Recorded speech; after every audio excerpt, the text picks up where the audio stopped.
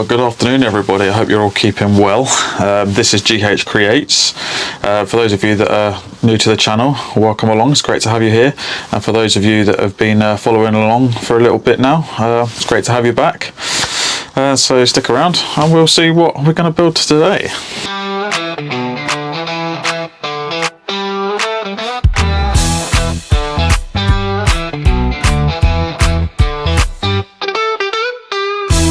Now this project is probably going to be filmed over the span of a few days because it's not a big project, but it's big enough that it's going to take me some time in the shed. And basically Mrs. GH Creates has asked if I can build her a little table that she can use as a vanity or somewhere to do her makeup in the evenings. She doesn't want it too high off the floor and she doesn't want it too big, but that's what our project's going to be. So the other day I took her to the wood shop, my local one, which is Surrey Timbers, and she's picked out some of this lovely curly maple. So I'm going to try and get it all cut down to size and turned into something nice. Now, when purchasing the lumber, I did purchase it planed all round and thicknessed, which are PAR if you're used to it. And that's added a bit of cost to the wood. I'm just putting this out there, but if you wanted it a bit cheaper, you can just get it rough sawn, and but you'll have to do all the prep work yourself, and that's okay if you've got the tools and machinery, the time and the space. I do have a thickness planer, but it's shit weather outside at the moment and I've got to work with the shed doors closed, so this was my best option at the time, and I don't mind spending a little bit extra money on Mrs. GH Creates. So I'm going to start by getting my pieces. I'm going to square them all off and get them cut down to approximately 3 feet, because for me that's quite a decent size, and for the room that we have it'll fit perfectly. So I'm just going to mark off my one end here. It's probably just a little bit off camera, and then I'm going to square that off, and then I'm going to come down and I'm going to take a little bit off here, so I've got some nice square edges to work with. I'm going to do that on 2 pieces. I did have to get the Surrey Timbers to cut it down so I could get it in my car, and they've done an excellent job of leaving me room to work with. Okay, so I'm going to do that quickly and then I'll join you back here in a second. Okay, so now I've got my 2 pieces that I've selected ripped down to 3 feet long. What I want to do is bring in the width a little bit. So each piece is 6.5 inches across, and I want to bring them down to either 5 or 6 inches. I haven't quite decided. I might bring them down to 6 to keep an equal distance, because I think 12 inches wide is going to be wide enough for the room that we have. So I'm going to set the table saw up and get some tarpaulin put over the end of the shed to hopefully keep a bit dry. Hello there.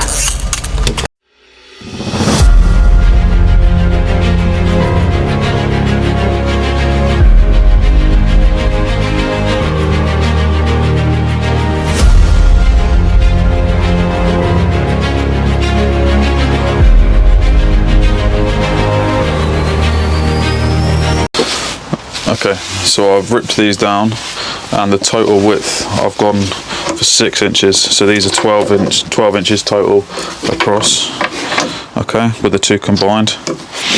And now what I'm going to do is just run a bit of glue down the seams, and I'm going to clamp them together and leave them overnight.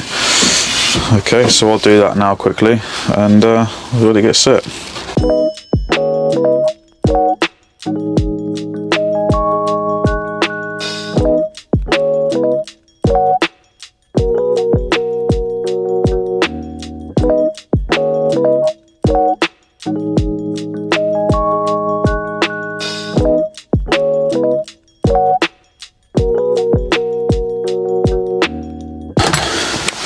How I'm going to do that is if I just turn the camera down a little bit, get my piece under there, just put a little clamp over that joint, just to bring it all together, like so, and I'll repeat that on the other end. Okay, so I've managed to get it all glued up and clamped together. It's stayed relatively flat. I'll just see if I can angle it's just here because the shed is quite small. I'm going to leave it now for today. I'm going to finish up and have a tidy down, and I'll carry on the rest another day, just because it is getting rather cold, rather damp, and I still need to put all the tools away that are under the tarpaulin. And I've got another little project that my mum's asked me to make, which is another kitchen trivet. So if you haven't seen that video, that's in a previous one that we've done together. For now though, I'm going to call it a day and carry on another time, where we're going to take the top out of the clamps and we're going to get the legs done. All right, so I'll see you in a couple of days, for me anyway. Well, it's been a few days now. Weather's decided to clear up a little bit. They do forecast heavy rain today and tomorrow, so I'm going to leave the tarpaulin up. And today what we're going to try and do is get the clamps removed off the top of the unit, and then we're going to try and build 2 legs for it. Now we're going to go 2 different legs. Mrs. GH Creates has decided that she wants a waterfall edge on one side and an angled leg on the other. So I'm going to need to rip some more maple down for the waterfall edge, and we get that cut to size, and then we'll go from there.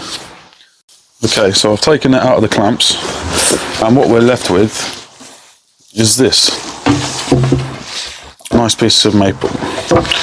Again, it's 12 inches across, and we've got it relatively square. I just need to sand it down a little bit. I don't know if you can see that. So I've got a little lip there just where it meets, but I'll be sanding that down, but otherwise it's stayed square. So I'm going to sand this down quickly, probably to 120, and then I'll start working on the legs. Okay, so to make the legs, what I'm going to do is I'm going to measure 24.5 inches, and I'm going to cut 2 pieces at that mark.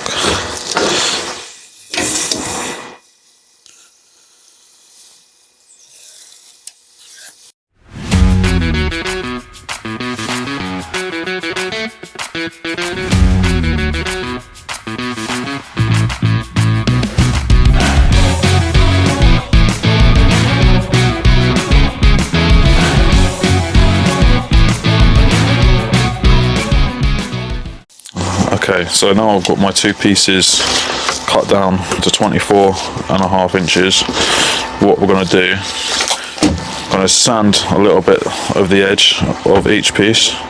I'm going to glue them together, clamp them up for an hour, and then we're going to measure in at 22.75 inches, or 22.5 inches. Oh yeah, 22.5 inches I think would be better. And then I'm going to put a 45-degree mitre all the way down. So I'll get this sanded and glued up and put in clamps for an hour.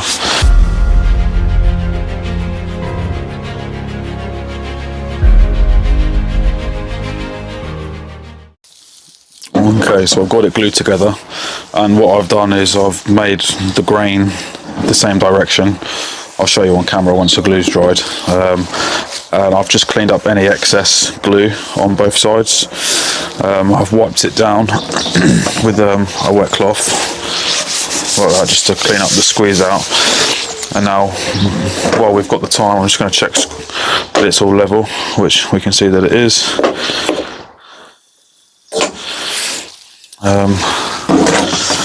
Okay, so we're just going to let this dry for an hour, and then we'll get it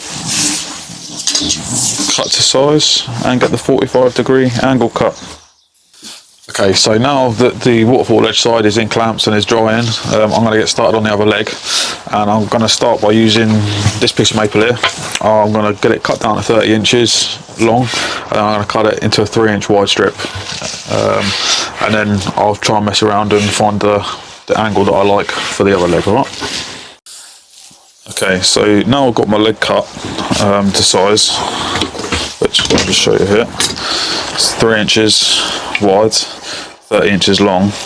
What I want to do is make the other leg with it. I've got to try and find the angle for the other leg. So I know that I want it 22 inches high, so I'm going to come in, use my tape measure, I just mark that 22 inch mark.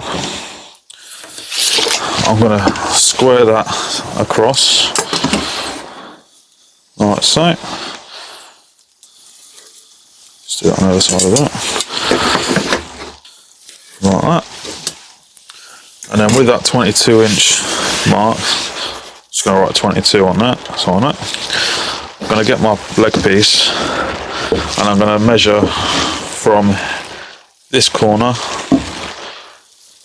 to this edge and up to that 22 inch mark. So I'm going to lay that, hopefully you can see that alright. I'm going to lay that on that corner there.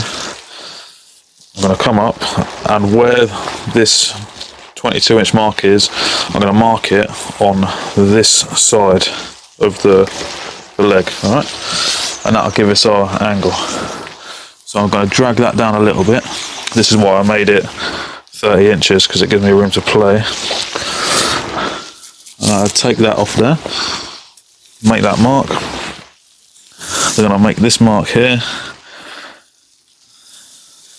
and here, and then what I'll do is I'll scribe from here to here at that angle. So that, if I get my triangle, my speed square, what you want to call it, and we want to find that angle, which is about 20 degrees. So I'm going to come up to my mark here,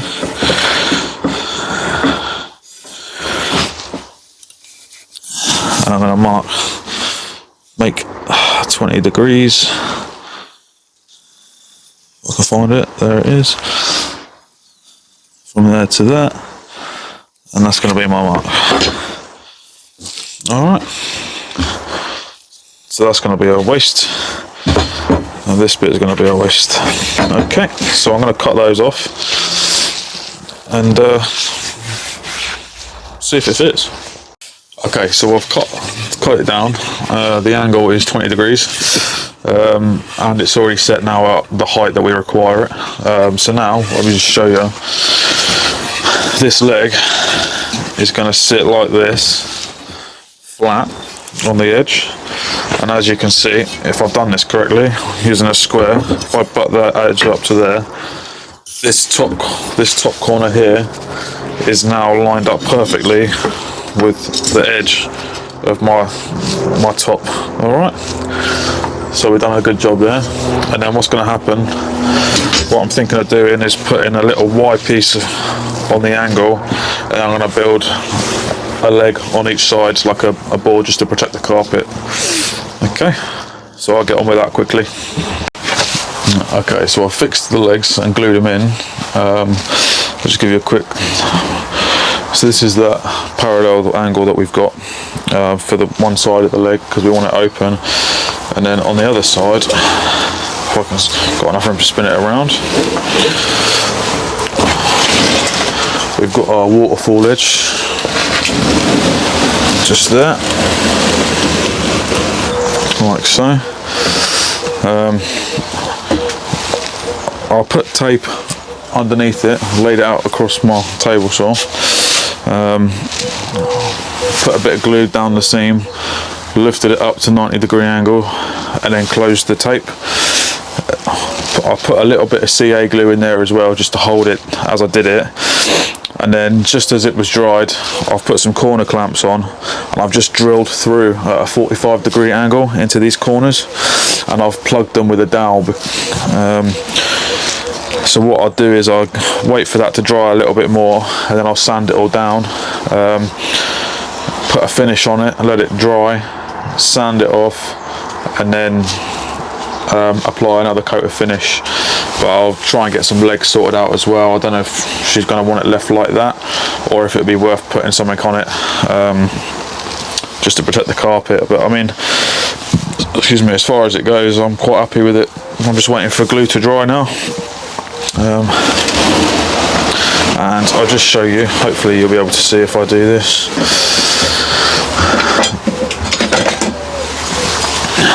We got a nice, you should be able to see that, yeah, we got a nice 90-degree angle, so we got that nice and tight now. Alright,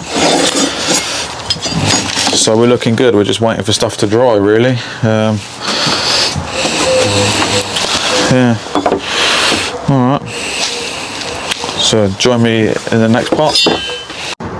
Okay, so as you can see, I've got it set on 2 corner clamps to keep that 90-degree angle going, and then I've got the leg there, which is going up. What I'm not sure whether to do is have another leg going up at another angle like that, but for now I've just got to let this dry. And then what we'll do, oh sorry, actually I'll just show you this. This is where I put those 45-degree dowel marks in, on each side. So you've got one here, one here, and one here. Yeah, I'll let this dry up overnight, take it inside, and then tomorrow when it's dry I'll bring it back out. We'll get it all sanded down very finely, I think, and I'll run a router over it and smooth off the edges, put a nice chamfer on there, and then we'll stain it, and then with a little bit of stain I'll let it dry, and then yeah, we'll sand it down again and put the last coat of finish on it. But yeah, it's not looking too bad. So that said, I'm going to call it a day. Get tidied down, get this thing inside, because the shed is an absolute fucking bomb site. And I shall see you all tomorrow, which will be in a minute for you guys. Alright. Right, well, welcome back to day 3. This has been inside overnighting, clamps on 90-degree to let the glue dry, and the 20-degree angled leg has come up really well. It's glued up nicely, and so's the 90 there. I do have a little bit of a gap here, which on this edge, which I tried to fill with a bit of glue, and I'll sand that down, and I'm going to put a chamfer on that end too. As far as the legs go, I've cut 2 12-inch pieces to help support. I'm going to have one under the 20-degree parallel and one under the waterfall. I've played around with the router. This edge had a bit of a waney edge on it, so I've kept that in and just sanded it down. I don't know if you can see that, so it looks quite nice. And then I've just put a nice little chamfer on that foot, so this is going to sit dead center like so. Hopefully you can see that. And then this one's going to sit dead center as well. I'm just going to put a quick chamfer on this side using the same router bit. Which router bit is it? I can't bloody remember.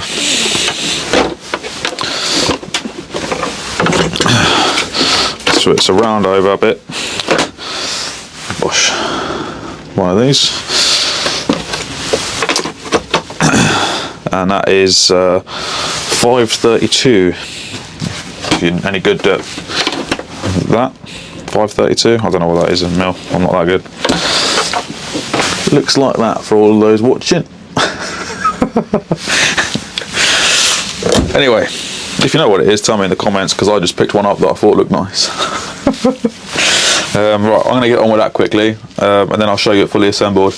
I'm thinking I might pocket hole it, because at the moment there is no hardware in this whatsoever. It is just glue and dowels. But I'm thinking it might be good to have pocket hole joinery in this leg especially, and in the base here, just for that support.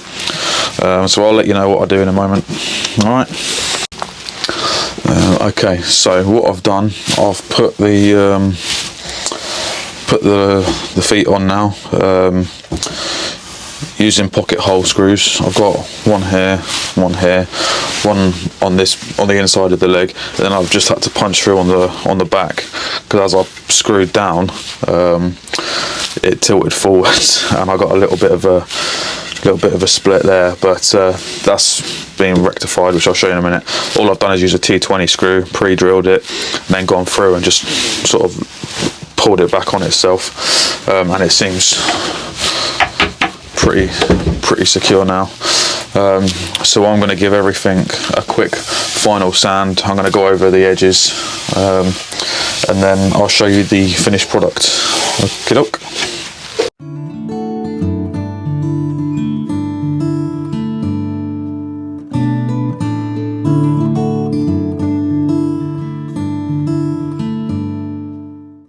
Okay, so the cabinet's all finished, as you can see behind me. She's already set it up as a vanity. It's been sanded down to 400 grit sandpaper. I applied a little bit of Danish oil to it and let it sit for an hour, and then I've sanded it down again with 400 grit sandpaper as well a second time, and then I applied 2 more coats of Danish oil. So if you like what you've seen, don't forget to like, comment and subscribe, and hit the notification bell for future videos that I release. Thank you very much, and I'll see you next time.